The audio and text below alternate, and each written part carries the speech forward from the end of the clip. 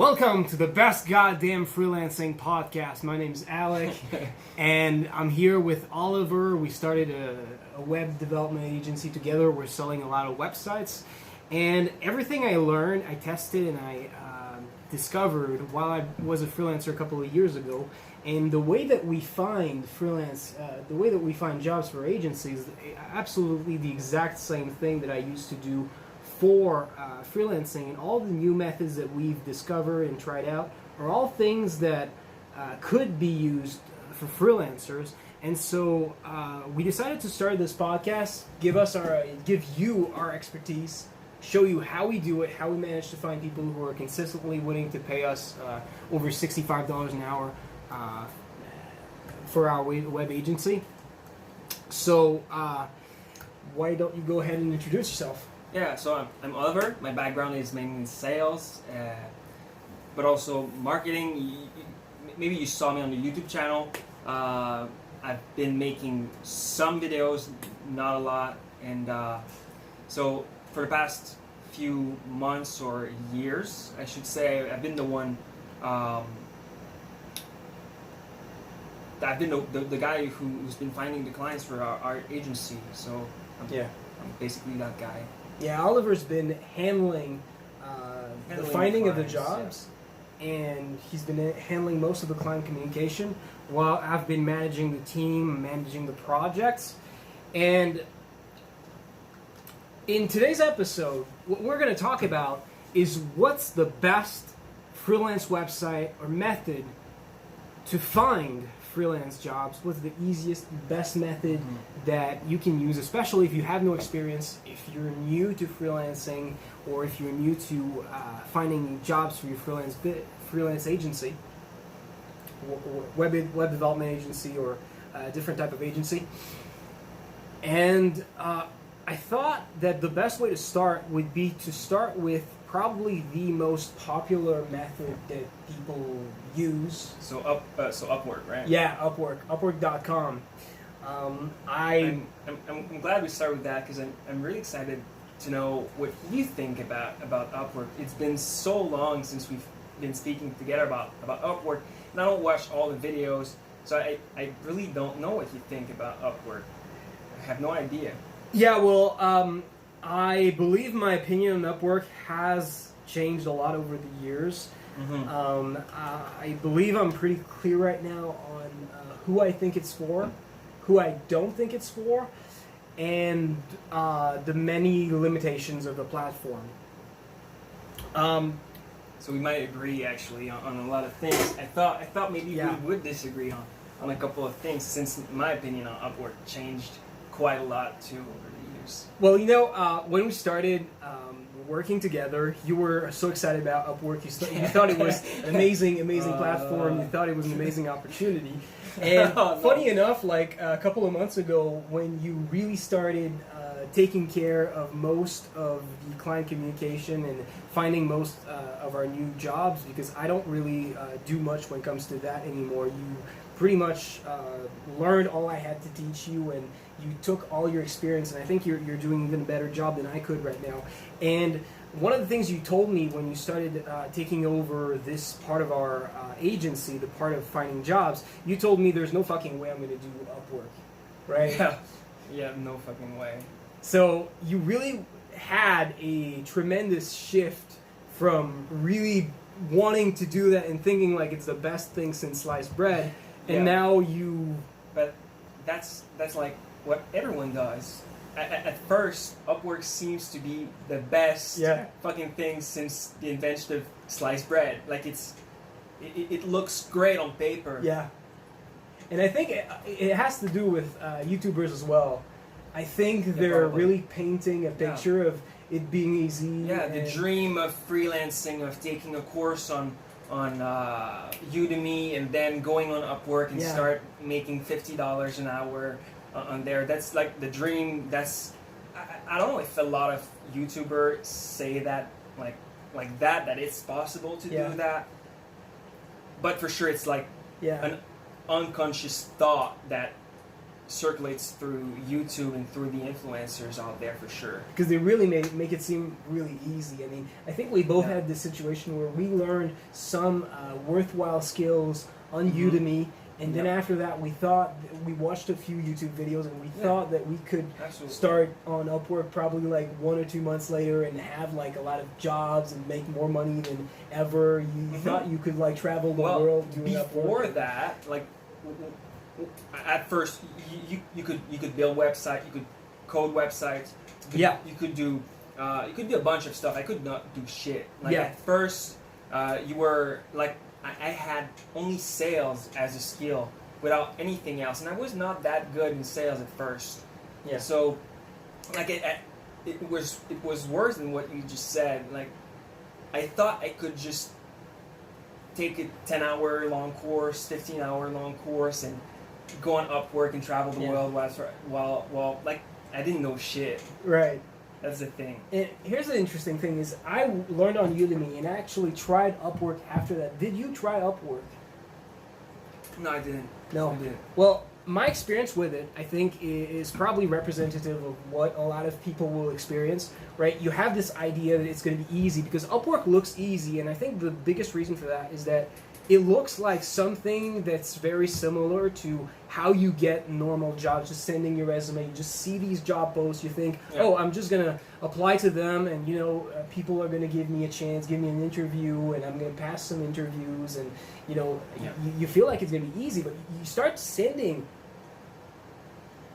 I think probably a lot of people just send, like, less than 10 proposals to job offers and they give up. But even if you try, I think I probably like paid $80 of Connect, which is the currency that you need to pay to be able to apply to more jobs, because Upwork only allows you to apply to a few jobs for free. If you want to apply to more and get a better chance of getting started, you need to start paying money. I think I paid $80 of Connect and I applied to as many jobs as I could, and I didn't get a single interview. I didn't get a single job offer. A few people answered, but like it didn't amount to anything.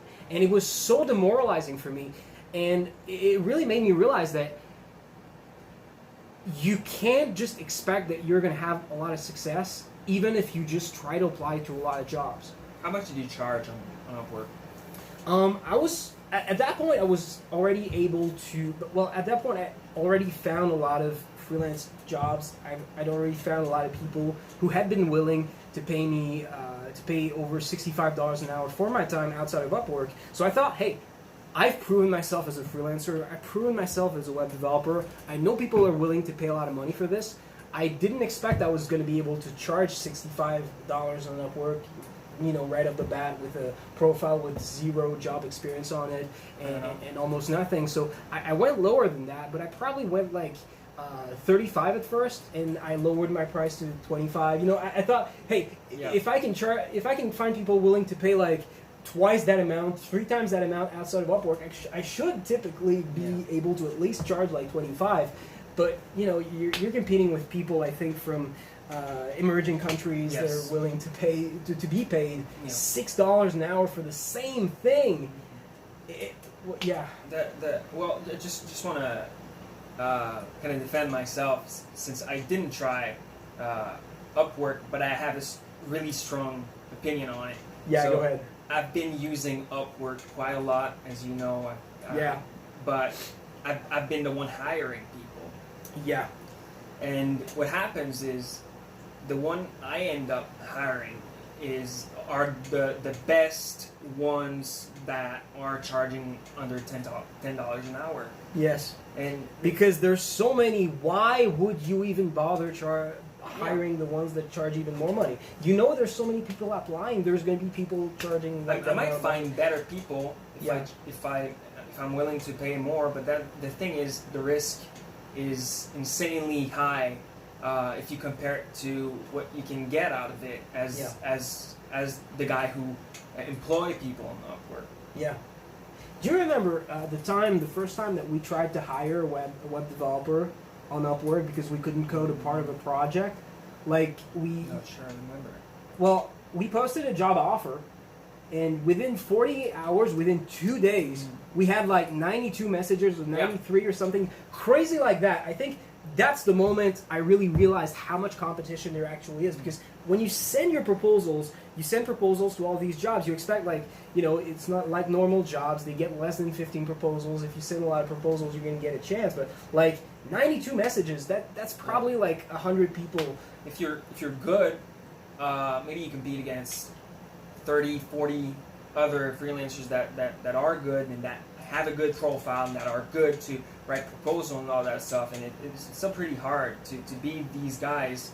Because you as a North American, you'll rarely be the one charging, you'll rarely be the right choice. You'll be charging too much for your worth on that website. Yeah. But that's the thing. I also think that Upwork is kind of a good place to start for some people. The reason being, it's emotionally speaking, it's really easy. So, hear me out. Okay, what you're trying to say is it's a good place to get started, even though you're not going to find jobs, because it gets you started on the journey. What I'm saying is, you'll go there and you'll find job because you will be charging very, very little money. So what I would say is correct is you're learning web development, you're learning web design, you're learning SEO, and you want to practice these skills and you don't feel comfortable getting clients in, like, using another method, then you go practice your skills on Upwork. You don't do that to start a career as a web developer on Upwork. That's insane. Yeah. No, I wouldn't say no one does that and no one can do that, but that's unreasonable. I think if you're not living in a country where $6 an hour is a lot of money, it's going to be very difficult. Yeah, it's completely unreasonable. It's not. Yeah. Well, it may be insane to think that it's something you can pull off. Yeah, well, I say a lot in my videos that Upwork can be a good place for you if you're doing what you're doing not for the money. You're doing what you're doing, exactly. You would probably like spend 80 hours a week, no matter what, because you're just a fan of just coding or whatever, and like there's projects on there, companies that you'd probably never find outside of Upwork.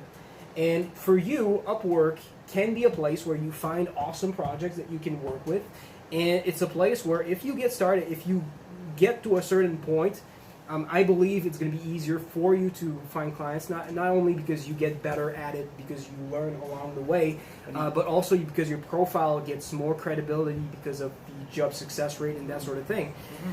So I think if you don't give a shit about how much money you're going to make, if you don't give a shit about the fact that you're going to live in a bad apartment the rest of your life, if you don't give a shit about any of that, and you just want to have a chill life, find cool projects, there are some on Upwork that you wouldn't find. I believe you'd probably be happier if you use Upwork in conjunction with other methods, and you use only Upwork like to find parts of your jobs and only like fish for interesting jobs that you wouldn't find anywhere else. But yeah. But even though you strive for more than that, you want to have more money than that. You do it.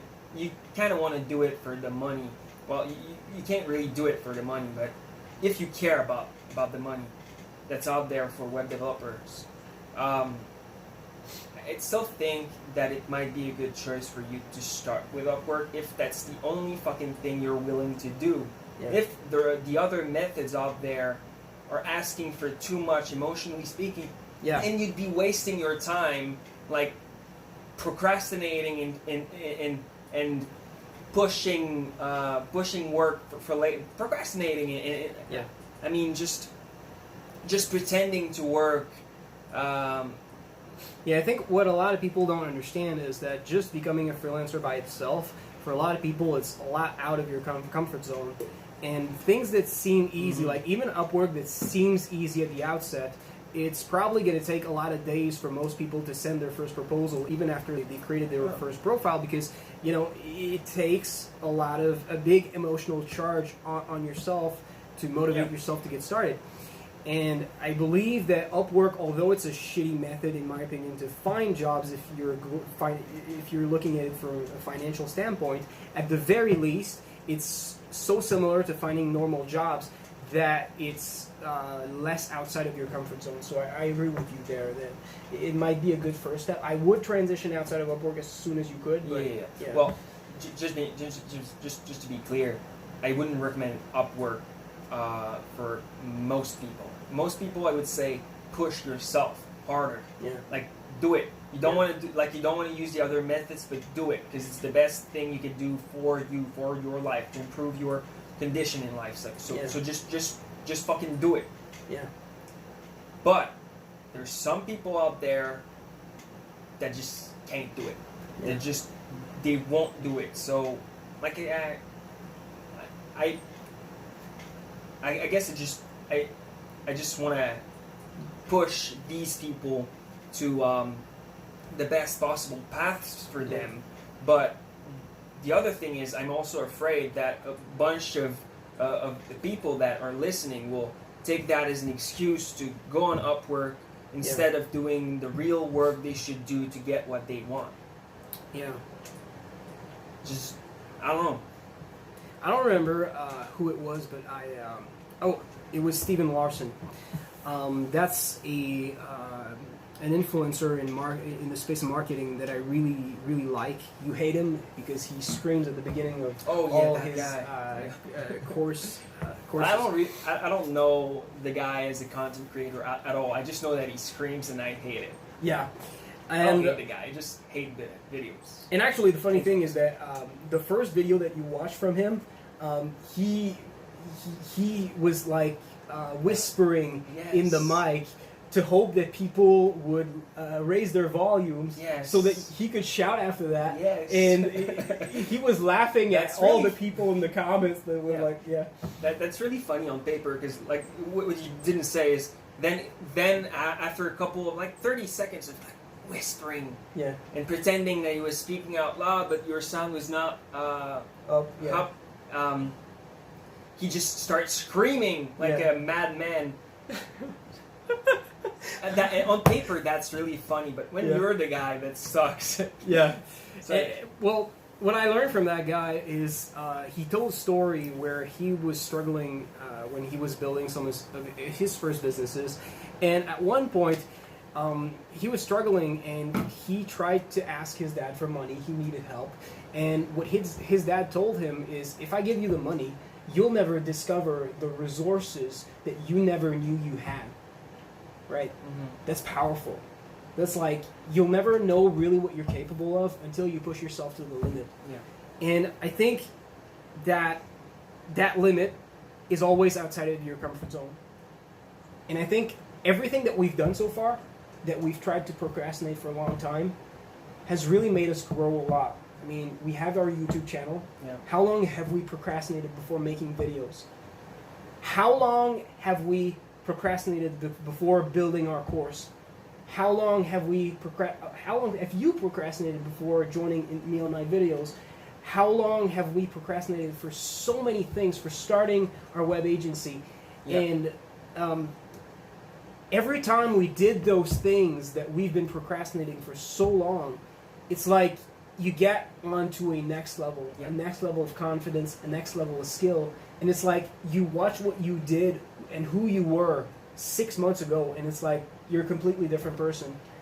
And I think that's one of the exciting things about entrepreneurship. I don't think if you get a normal job that you're going to have so many opportunities to really grow. Yeah.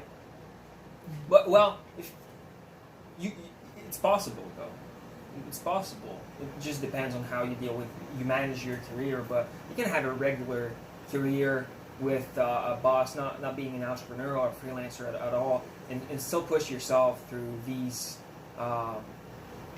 pain point level that you have trouble surpassing and challenges, but it's I guess it's less natural to do so than when you're a freelancer or an entrepreneur, because when you're a freelancer or an entrepreneur, you just don't have any choice. It's that or you don't.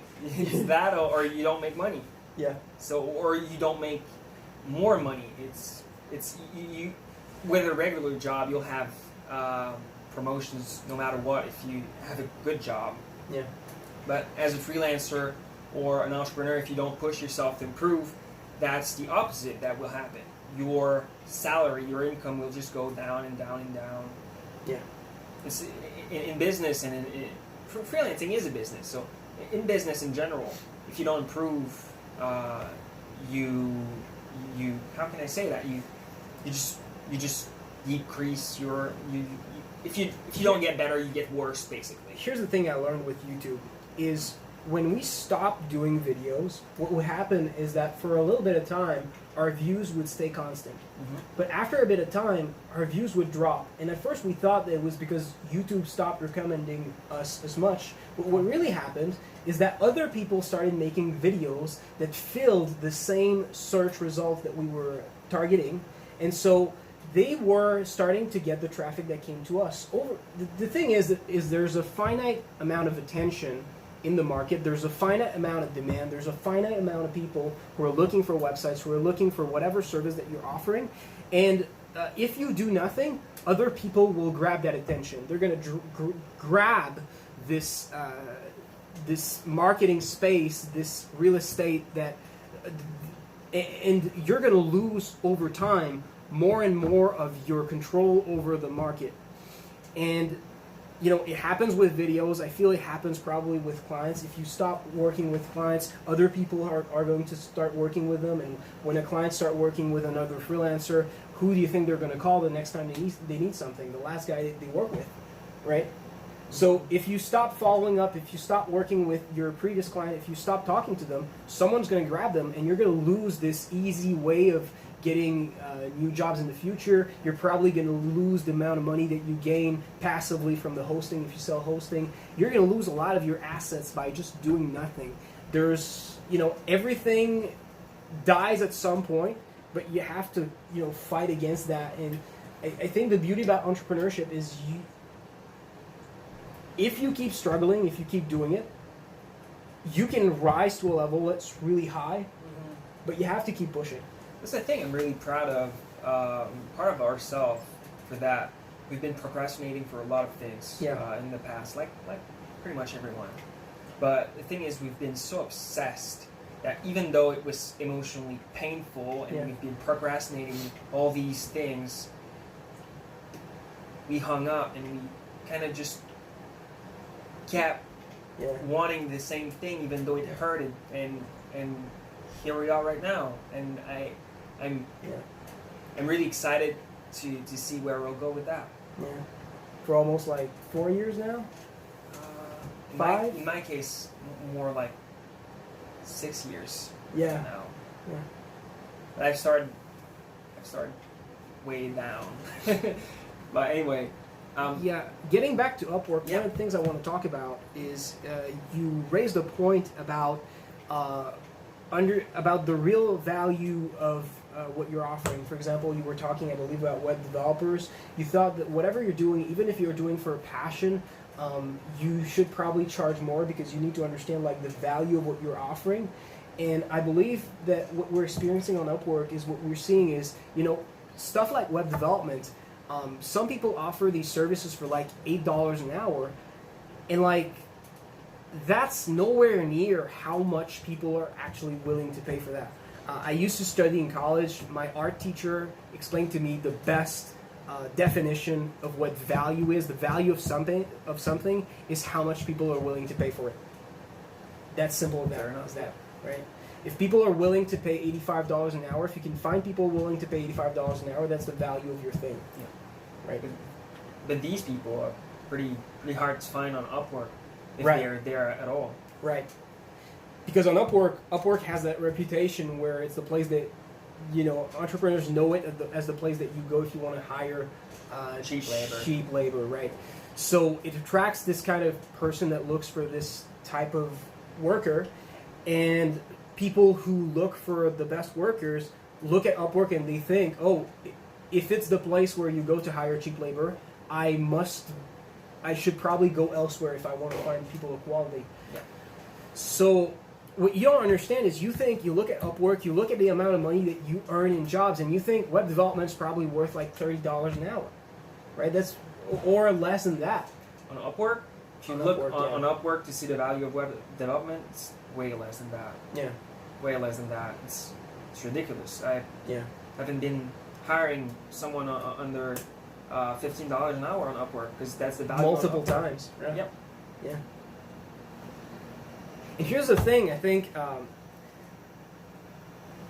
most people don't realize what's the real value of what they're offering. When I started working as a web developer, because I quit Upwork, I found a job in the web agency. I started working there, and at first I really had a good relationship with the owner, and he had some legal issues. He lost most of his employees. I think it was because of breakup with his ex-girlfriend, who was also an owner with the company, and so he basically lost most of what he had, and he had to move his agency to his home, and a lot of things happened. But basically what happened is I was one of the only employees there. He saw that I had a lot of an entrepreneurial spirit in me, and so he tried to groom me to become some sort of manager. He showed me a bit about how to find jobs. He showed me a lot about managing the business. And so at some point he started bringing me to meeting clients and starting to sell our services to them. And I started looking at the proposals that he was giving to them.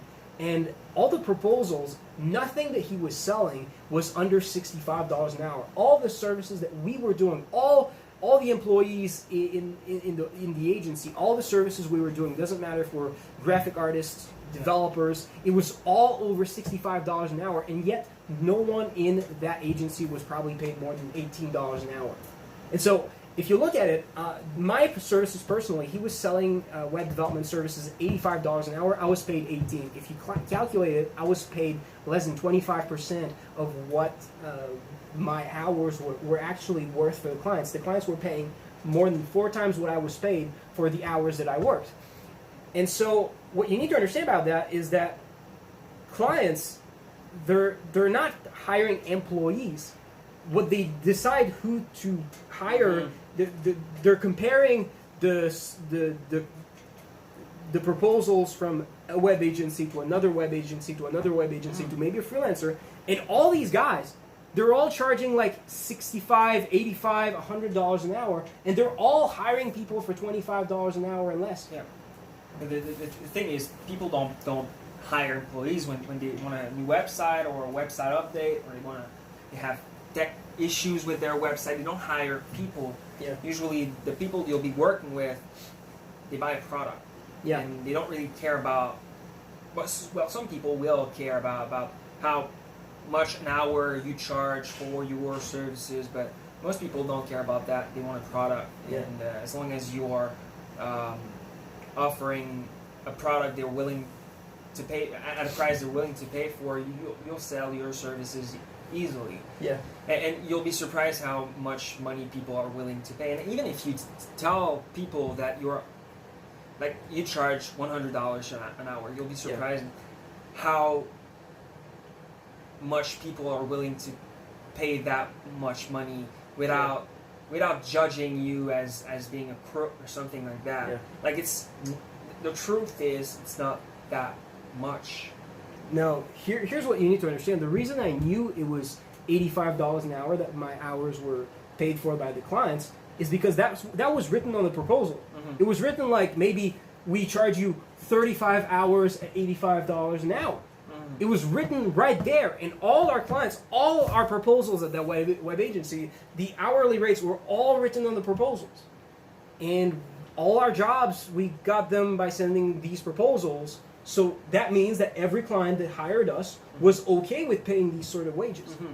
And if I remember, that employer of yours, that ex-employer of yours, he was mainly sending emails and contacting people on LinkedIn and social medias and stuff like that. Yeah, I don't even think he knew about Upwork and Fiverr. I don't even think he knew that they existed.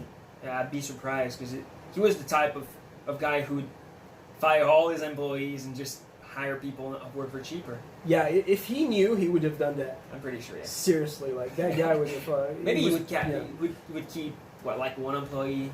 Yeah, maybe. Because there's things that maybe would be simpler if you have an employee. I don't know. Like, so when you work on Upwork as a businessman, you work with people that work in other countries, that work with other languages. It might be simpler if you have someone in your hometown that you can trust, that can help you with some problems you might face. As if you hire people only on Upwork, because that's the thing. He was not a developer. He was not a marketer. No. That guy was an entrepreneur. He Yeah. hired people and sold services and products. That's it. Yeah. So, What do you think about the other freelance websites, though? Right? There's Fiverr, there's Guru, there's Freelancer. I only really looked at Fiverr personally. Yeah, I'm not very familiar with all the other websites out there for freelancers, and I don't really care. I don't know what you think about them, but the thing is, well, Fiverr's interesting, but it has the same problem as Upwork. Like, you can't expect to make a lot of money. Well, I think it's worse. I think you're like on at least on Upwork, you have messages, you have video calls, you can connect with your clients, and you can sell yourself. Yeah. Especially if you're North American, or if you live in Pakistan or India or anywhere, and you have a good level of English, and you know how to present yourself to clients. You look professional. That will help you. On Fiverr, you have none of that. You're just like a product, and you message customers to clarify some minor things. Yeah. And but you're basically just a product. You can't charge more for who you are. Can't negotiate, right? You sell what the price is really the market on Fiverr, because that's the thing. You mentioned that earlier, like you said, your worth is what people are willing to pay for your services or your product. So, and your worth depends on which market you're in.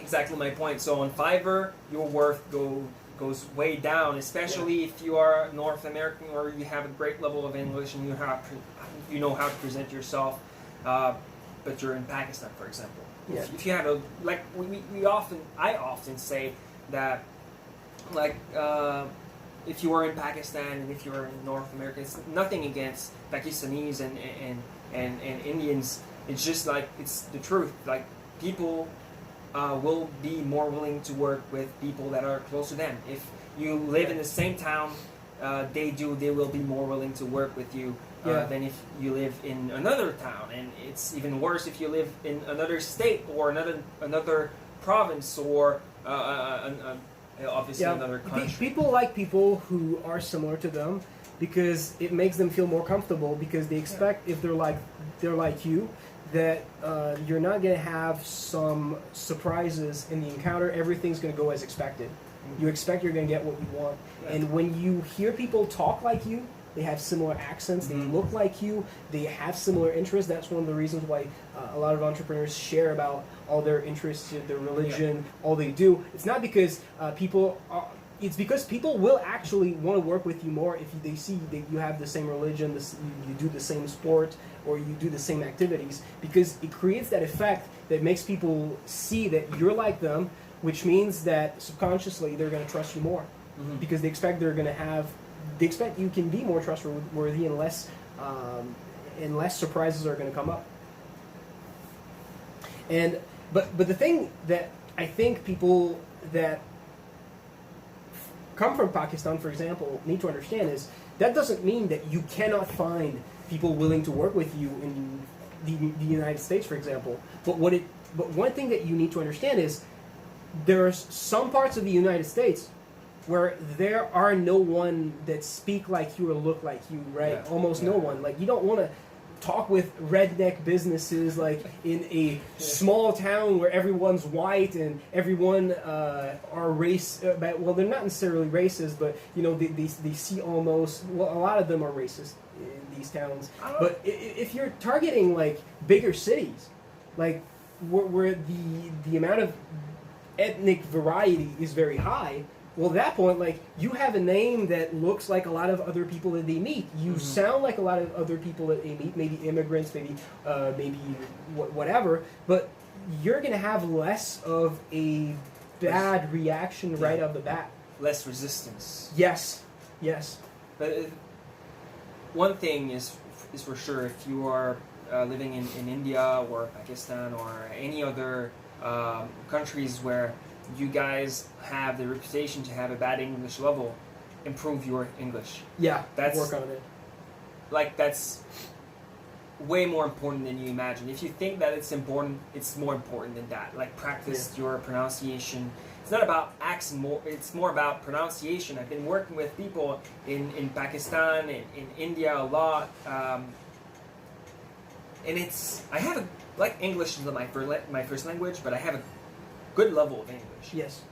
And I'm like, all the content I consume is in English. Yes. I could not understand like half the people I'm trying to work with on Upwork and on other freelance websites, I guess. I could not understand them, and that's why I did not hire them. It's like I have to make you repeat every single sentence at least 3 times before I get an idea of what you're trying to say. And you have to hope that they also understand you well, and that you won't have to repeat yourself. Yeah, well, it's hopeless because they don't. Yes. So anyway, but you don't have to necessarily learn English, for example. I think not a lot of people, but there's definitely some people that speak maybe French or other languages that are commonly spoken in developed countries. And one of the things you don't understand is most freelancers who come from developing countries, they're all trying to speak English. But guys, if everyone tries to speak English, what do you think is going to happen on the English freelance websites or the English inboxes of businesses? That's where all the competition is. That's where everyone is. You have no idea. Well, I think the most popular French freelancing website for people who live in France, they charge about the same as a little bit less, I believe, than freelancers or agencies that contact businesses differently, but I think it's over $50 an hour on average. Like, it's crazy the difference that happens because there's no fucking... there's no one coming from other countries. The only people that the French freelancers are competing with on these platforms are other French freelancers. So the prices are based on the French market.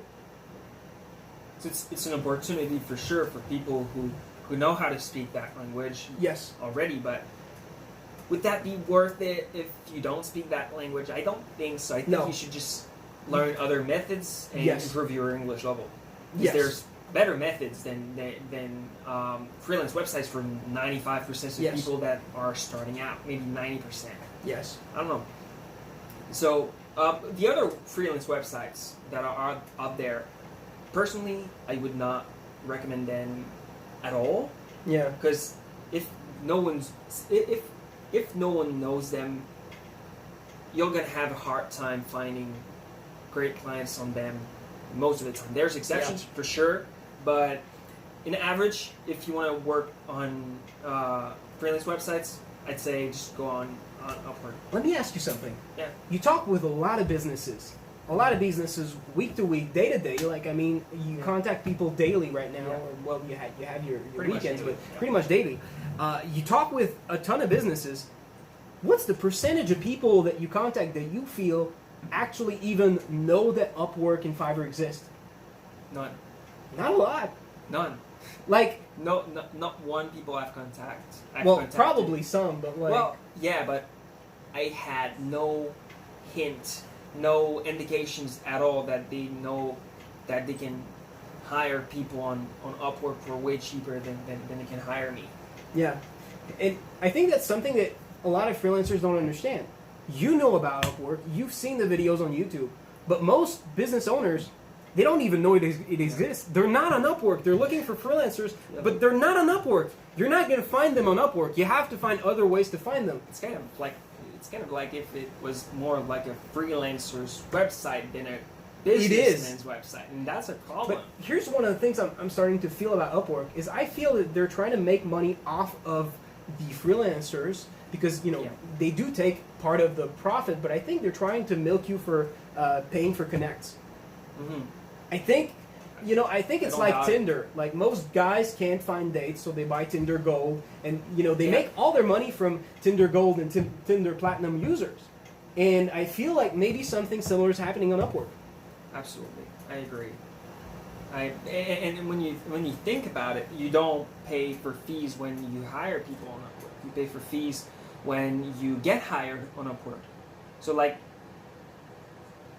as a freelancer, you're Upwork's client. You're the one making them the money for sure. Yeah.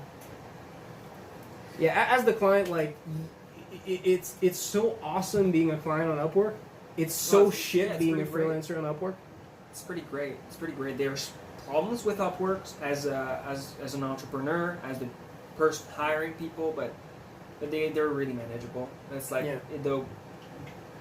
you get so like, well, it's gonna be hard to find people that are really good, people that you can trust. Yeah. It's gonna be hard to find people that you can build long-term relationship with. It's kind of hard, but it's so cheap. So you'll find a way to do it, and in a matter of a couple of months, you'll have your team. Worst case scenario, you hire other people. Yeah, worst case scenario, you hire other people. Exactly. Because like if we receive like 92 messages in 2 days, if we post a job offer for web developers, like you can't. If you're a web developer and you have a bad profile and you're charging a lot of money, I don't see why you believe that you're gonna have a chance. Mm-hmm. Like I can just post another job posting and I'm gonna get like 8 other freelancers charging less than $8 an hour, and probably 3 or 4 of them have good-looking profiles. Well, probably way more than that, but yeah. That's the idea. So, yeah, I think if you do decide to go on Upwork, or probably any other freelance platform, because I believe there's probably going to be more freelancers than clients, a lot more freelancers than clients, you're probably going to really have to work hard on your profiles, hire a photographer to make a good profile picture. If you're not really good with copywriting and market research, you hire someone with that. So everything that's written on your website is on your profile is optimized, so you get as much people hiring you as possible. Yeah. But again, it's a big investment for the money you'll make. If you want to go on Upwork and get a good profile and learn how to do proposals and all that stuff, and actually be one of the few that get hired, that gets hired, you're gonna be working a lot for so little money. Like again, I repeat that. Like I think we both agree on that. You do that to improve. You do that because you kind of like it, but you don't do that for the money. No, you don't. So then you invest money so you can make little money. Yeah. It doesn't make Like sense. really ridiculous. Sounds like you'll lose money on Upwork. Yeah, I think that's the case for most people. Sad. And lose a lot of time too. Yeah, it's mostly time. Yeah. I guess that a lot of people don't pay for connects. It's probably like a very small minority, but still with the thousands of freelancers, some of them get frustrated and want to get results. Thousands. Yeah, hundreds of thousands. And one of the things that really interested me is a lot of people ask me, like, I tell them that Upwork and Fiverr are not the best ways to find freelance jobs. They're like, okay, well, what website should I use then? And I'm like, why website? But that's because people don't know how to find clients other than freelance websites. And that's the thing. Like, since I've been learning about sales a lot in the past years, I know that since forever there's been more efficient ways of finding clients and doing business. Yeah. I think you told me this, that freelancing is older than jobs. Yeah. Absolutely. People have been freelancing, have been finding clients before the internet, before jobs, before like Jesus, right? Yep. Definitely. That's the thing. So, how would people make money? They talk to other people. Yeah, you just go see, like back then, people would just go see businessmen and like people that were, I don't know, like people that were maybe freelancers themselves, I don't know, and they were just offering their help, offering their services. Yeah. I don't know how exactly it worked back then, It's but like, it's basically it. You They need were a fence. I'm a fence builder. I have Yeah. time. I'm gonna build it for you if you give me like money or these bags of grains or yeah, whatever. exactly, or a chicken. Like I don't know. you negotiate a bit, and you know it's the most natural thing in the world. But I don't think people really do that anymore. Well, that's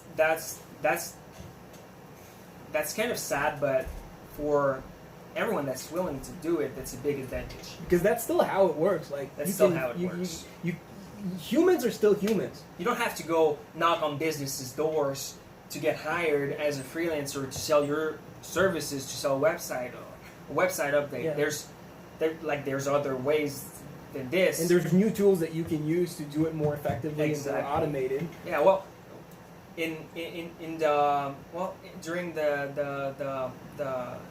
like after the World War II in the United States, the best technology to find clients as a freelancer or as a businessman was the goddamn phone, and it's a thing. Ah.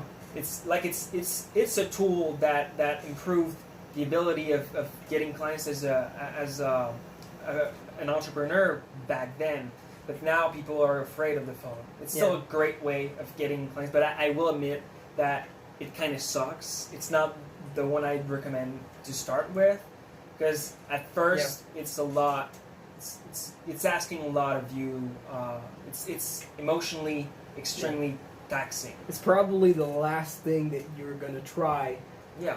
But trying it though, I think that you've probably experienced a huge like. You came out so much of your comfort zone. Like it must have made you grow so much as a person just trying that out. Well, for me personally, not that much, because I've been doing that for a long time. Like, you've been calling people. As a businessman, it did not help me to start doing it. It did not help me improve to start cold calling people to get us jobs. Yeah. But the first time I did it, I was, I think, 18 years old. I was working for a company. We had to call people, and it was not cold call. It was like kind of warm call, but the job was you call these people, and you have a script. You kind of read it in a natural way, and you get them to give money to charities. It was a job. So charities was... It's honest work though. Like you're making a positive change in the world. Like, well, that's the thing. The company was not just doing that. They were working primarily for charities, but they were also working for car dealerships. So these... That's the dark side of the force. That was definitely the dark side of the force, the dark side of that company, because the scripts was... the script were like dishonest. I've been working with these jobs too, and it was like, oh, there's a VIP event and you've been invited and all that stuff. It's like you're literally booking an appointment with a salesman for them. It was like, oh, there's like that like yearly event. It's a VIP event. A yearly event that can happen like any day of the week that you want. Exactly. We want to make sure that there's someone to help you with that, though. So, at what time will you be available? What time will you be there? It's an appointment. Yeah. So, well, but when I did that, I didn't see it at first, because at that point I was not sure what I wanted to do with my life, but it definitely helped me grow. And now that I'm doing cold call to sell websites and web development services and web design services and all that stuff, I see how much it helped me and how much, like, I'm grateful for that job, because it really unlocked so many possibilities that I now benefit from. I understand that. But again, I would not recommend anyone starting out to do that. Well, if you're willing to do it, here's do the it, thing that but- I'm interested, because I know that right now cold calling is one of your favorite methods of finding jobs. Yeah. It's one of the methods that you find the most success with. Yeah. And I know that you do probably like it for a lot of reasons, and I'd like you to go tell me more about that. But Yeah, sure. I'm also curious because it's one of your favorite methods. Why don't you recommend it to new people? Well, it's not one of my favorite methods. It's my favorite method. It's the one that I have the most success with because I've been working in sales for a long time and I know what I'm doing. Yes. But I don't recommend it to... Right. If to you're a- a beginner and you know nothing about sales, right, I understand how it's going to be really difficult. It's going to be really difficult and people are going to hang up on you. People are going to maybe scream at you. Like if you're bad at it, it can be so hard emotionally speaking. Yeah. So I would not recommend it as a first, like as a newcomer in prospecting. Yeah. But again, some people are willing to do it, and if you're willing to do it, I say go do it. Maybe find a coach, because it's really hard to learn sales without someone giving you feedback on what you do. Yeah. 'Cause here's the thing. When you try to sell on the phone like that, it's not a science. It's not something you can learn step by step and improve on in a rational way. It's a highly emotional thing to do. It's a highly intuitive thing to do. It's almost like going to war. It's almost like fighting in the ring. Like there's intellectual things to it, but like your instinct goes in. You have to react on the moment. More than that, there's no way to prove that there's no way to prove what's the right way, the best way of doing things. Right. There's no way of proving like you should have done that. Most of the time, there's no way to prove that. You're never going to have that same call again. You're never going to have the Exactly. opportunity to try another thing and see what happens. That's why sales is not a science. Sales is an art, because you express yourself and you develop yourself as an artist and a salesperson, as a prospector, and you do it kind of in your own way. And having feedback helps you do that. But there's things that you can learn. There's things that are proven that will help you, but at some point you need to understand that there's no right and wrong. Like and it's you kind of hard to can't explain. be hard on yourself for not making the sale every time. Like But it's that part is really hard for me, basically. But anyway, so that's just to recap. The reason I think that people that are starting out with web development freelance web development shouldn't just go and start calling people is because it can be really, really, really emotionally draining, and I think that 99% of the people that would try it would stop after a day or two. I believe you on that. Not because it's so hard, but because at first it is emotionally draining.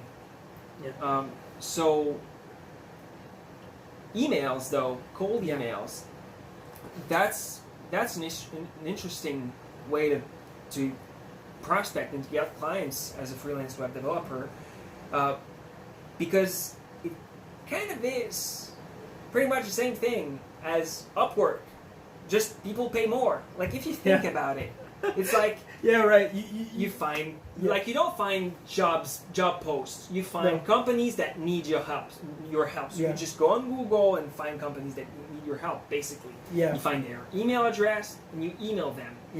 And people would be surprised how easy it is to find, especially for web developers. Like we make websites, like how easy it is to find companies that have shitty websites. Like seriously, like you look on Google, you look on Facebook, you find businesses, you just like look at a link for the website, like, or even they don't have a website. That's also like a great prospect. If they don't have a website, like a lot of companies don't have websites, and it's a great opportunity. And then you message them. Yeah, you Just message like them, just like Upwork.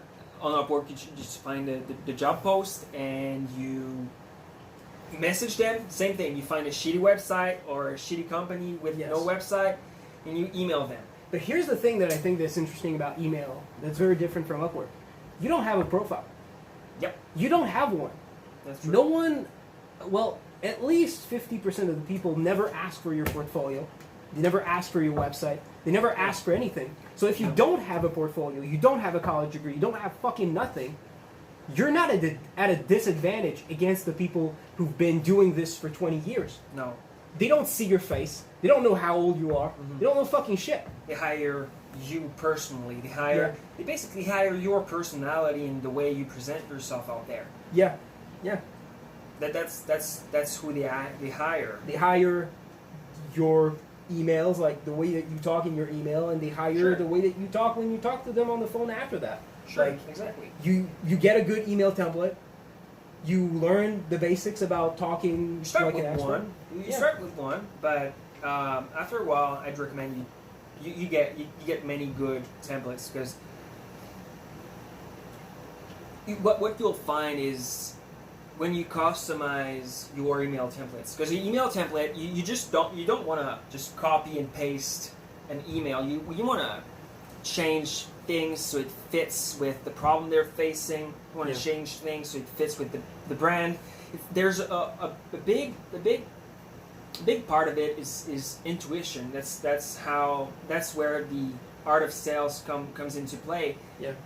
You get a feel for the business while you go on their social medias. You get a feel when you go on their LinkedIn, on their website, and you'll want to change things on your email so it's what you'd say to that business owner if you meet him in person. Basically, it's crazy how much info you can get on people just by looking at their social media or their website. Absolutely, and there's a really rational way of thinking about it and doing it, like really digging for good info that you can use in your email. But there's also a really emotional and intuitive way of doing it too. So some people will go more on for the rational way of doing it. Some people will go for the intuitive way of doing it. I personally like to do both. I might be more on the side of intuitive. But it comes with time. You develop that. You're really good intuition. with quick thinking, and you've done sales for so long that, I feel at this point you've had so much reference experiences that your intuition is like rock solid. Yeah, I think it's pretty good. Try to improve it still, but absolutely. Well, there's a reason you're the one calling people, not me. Yeah. Like, we realize that with all your sales experience, if I taught you everything that I know about how to find jobs, you're so much better at me than to talk on the phone and at sales. Like, I knew that if I showed you the method, you could do really good, right? And I think with email, another thing that's really interesting is I think people don't realize how much of the process you can automate. Yeah, absolutely. I mean, if you use the mechanical outreach system, it's crazy. Like, we've optimized our email system through using mechanical outreach to a point where at some point we were able to send 6 times as many emails in the same amount of hours that we worked than we could when we were not automating. Like, as I said earlier, like, the methods like from 2,000 years ago that you just go talk to people and offer them stuff, they still work. But you have fucking technology now. Yeah. You can automate so much of that fucking process. And I mean, at this point, you can still find jobs with just cold email. It still works. It's going to be better than Upwork. But if you use the mechanical outreach system, I mean, I don't know if you're going to get this 6 times. I mean, we got pretty good and we've been using it for a long time. But I'm pretty sure that, well, I mean, it's pretty logical that if you automate, you're going to save time. Good. Like, yeah, 2 things about that. So just to clarify something, like 6 times as much was about 1 email every 5 minutes, basically. was instead of every 30 minutes or something, Yeah. maybe less.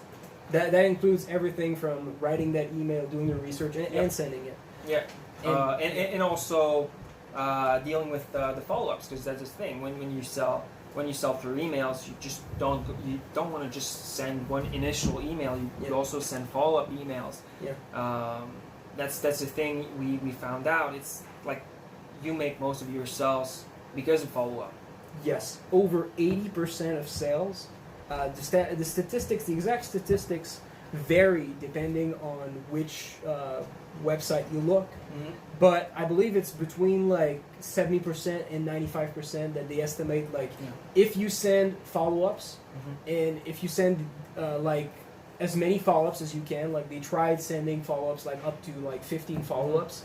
I believe like they realized that like over 70% to 95% of the sales happened after the first email. Very few of the sales happened like after the 13th email that you sent to the first person. But like a reasonable amount of emails that you need to send before giving up to someone, even if they don't answer. Well, if they don't answer you back, is probably about 5. Right?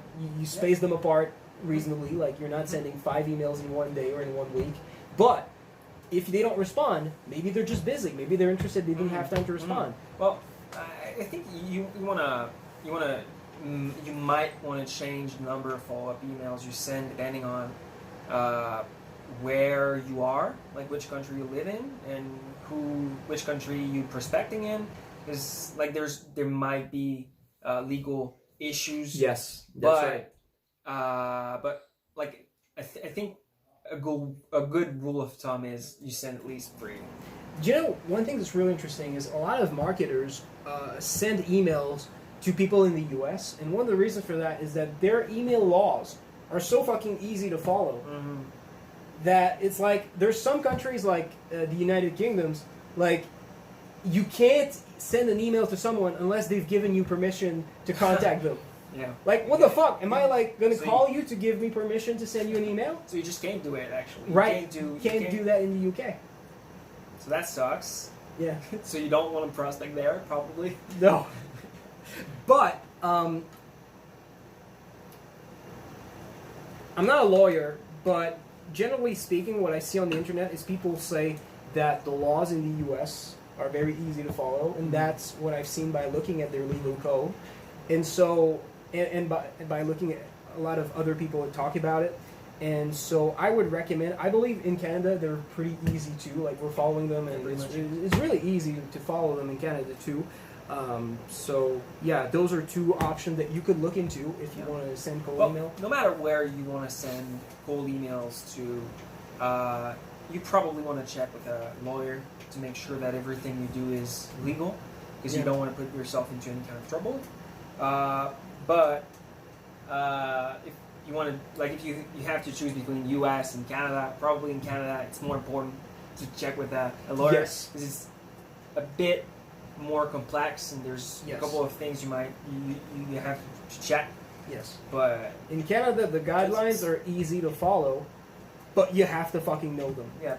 You have to fucking know that if the person didn't put their email address publicly on a website, you can't send them an email.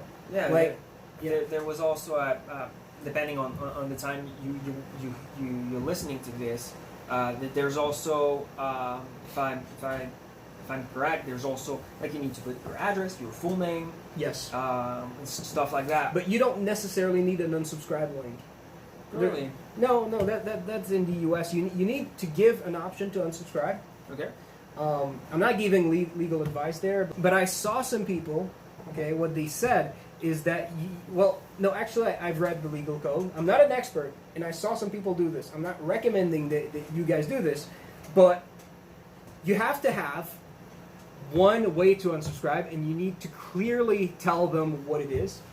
And so if you just tell them something like, again, not legal advice, if you just have a line of text in your email that says, if you don't want me to contact you again, just write me to stop contacting you.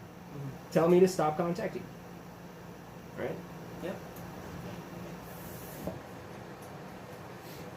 So, I remember I wanted to say something else about email, man. I'm pretty mad. I can't remember. One thing's for certain, I think we both agree that probably the best method for most people is going to be email. Yeah, absolutely. To start, emails. Yeah. Email's the best way. It's to be honest, it's more complicated than cold call. There's more things you need to know. It's more technical. But also it's kind of fun because it's something you can be more. You can follow rules, you can follow a method, and it will work. Yeah. It will work well. You can get really, really, really good just by following rules and methods, and by getting good templates. The only thing you'll really. But by the way, when it comes to good templates, we sell 2 of our templates for $3 on our website. Right now they're treated for $3. Maybe the prices will change. But if you're interested, there's going to be a link in the description. If you use our email templates that we've tested, just to be clear about that, they also come with 15, 20 pages of deep analysis that teach you more about email marketing in general and about marketing and prospecting in general. It goes pretty deep. Yeah. And it's not just a template. It actually teaches you about writing emails. So it's not about, because the thing is, it's not just about having a good template. It's about having a good template and learning how to use it.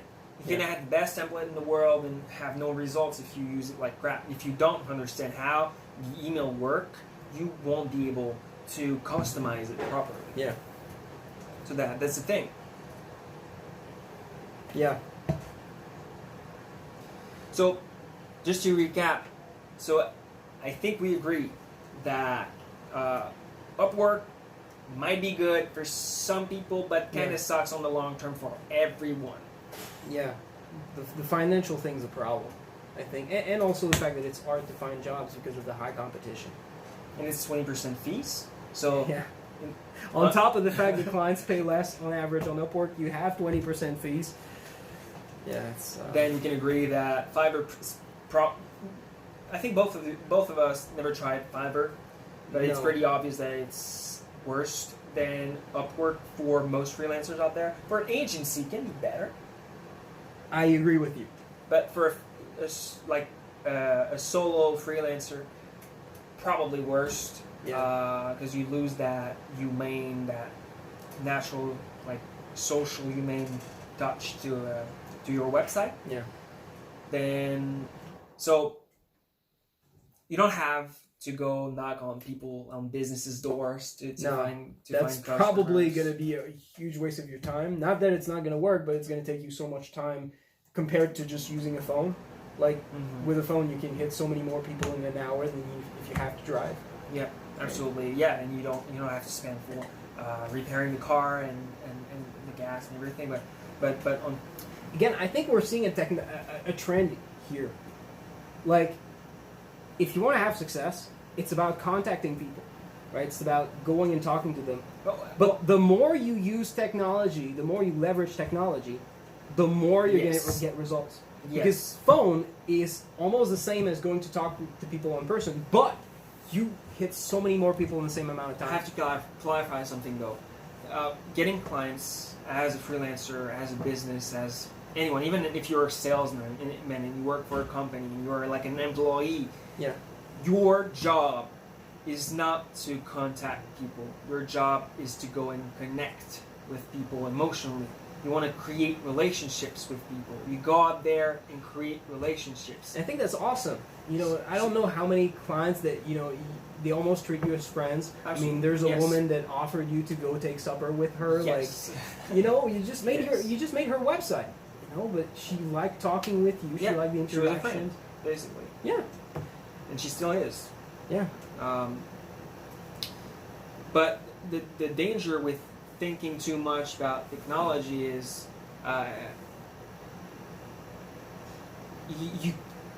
your focus is not connecting with people. Your focus is is not contacting people. Your focus should be emotionally connecting with people and creating relationships. And email is great to get started, but you'll be able to connect on a deeper level on the phone, and you'll be able to connect on a deeper level if you're face to face with the person you're speaking to.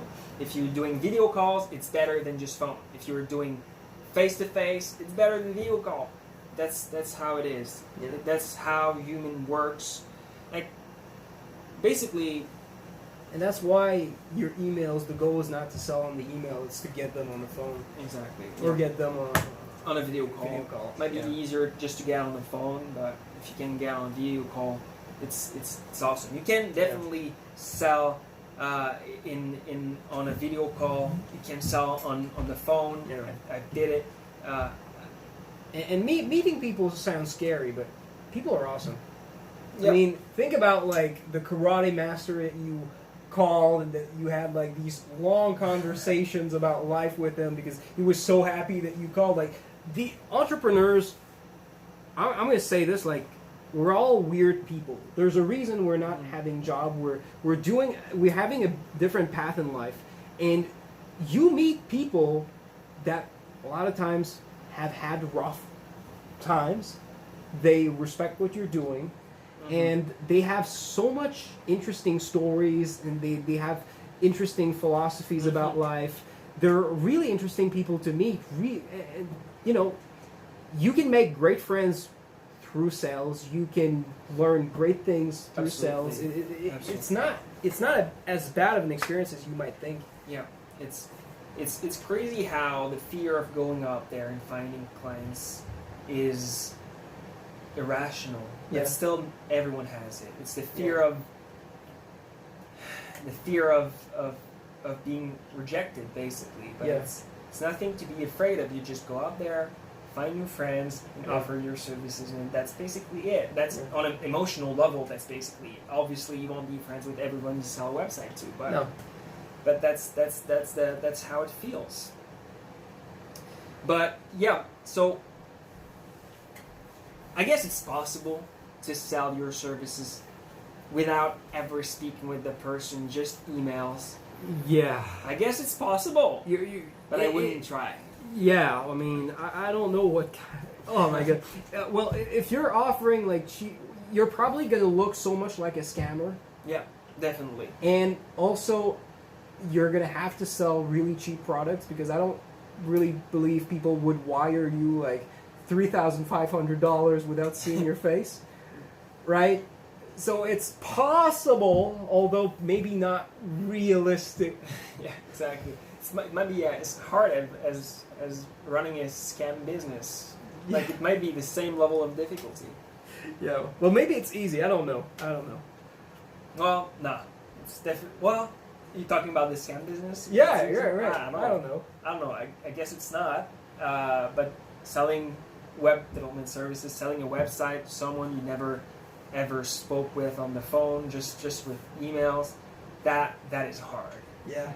That is hard. If you have a whole funnel on your website and you do marketing and all that stuff. We're going to have to end the video soon because the battery on the phone is about to run out. All right. So, well, if you have a whole funnel and you communicate with people and they come.